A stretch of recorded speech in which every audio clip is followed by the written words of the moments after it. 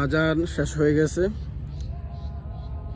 তো এখন আমি যে কথাটি বলবো, কথাটি হচ্ছে এখানে ছোট থেকে অনেকটি বছর জীবনের পার করছি। এখান থেকে আমি হোসেনপুর মাদ্রাসায় পড়াশোনা করছি, হোসেনপুর স্কুলে পড়াশোনা করছিলাম। তারপরে এখান থেকে ফোরদি যেখানে আমার যাওয়ার কথা ছিল, মানে আমার এই ব্লগটি যেখানে করার কথা ছিল, ওখানে যাওয়ার কথা ছিল, এখানে যাইতে পারি নাই গরমের জন্যে। কারণ হচ্ছে আজকে এত পরিমাণে গরম পড়ছে, মানে আমার পুরো শরীর ঘাইমা ভিজা একেবারে অবস্থা শেষ। তো অস্থিরতার কারণে আর এমনিতে মনটা ভালো না, সেই জন্যে যাইনি। তা আমি ফোরদি মাদ্রাসায় পড়াশোনা করছি ওইখানে।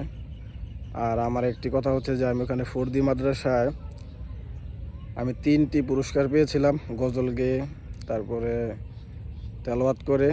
এরপরে আরেকটি বিষয় হচ্ছে যে আমি ক্রিকেট খুব ভালো খেলতে পারতাম, একসময় খুব ভালো একজন, মানে আমাদের ফ্রেন্ড সার্কেলের ভিতরে আমি একজন ভালো ব্যাটসম্যান ছিলাম, ভালো ব্যাট করতে পারতাম।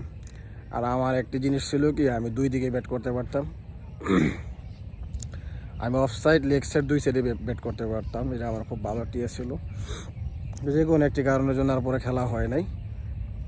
তো এটা হচ্ছে আমার ছোটোবেলা যদি বলতে যাই তাহলে আমার নানির বাড়ির এলাকায়, এটা এখানে অসংখ্য থাকা হয়েছে, ঘুরছি এই নদীতে, গ্রামে আমি অনেক থাকছি। আমি বাংলাদেশের অনেকটি জায়গায় ঘুরছি, অনেক জায়গায় আমি গেছি আল্লাহর রহমতে, অনেক ঘোরা হয়েছে। আমার ঘুরতে খুব ভালো লাগে।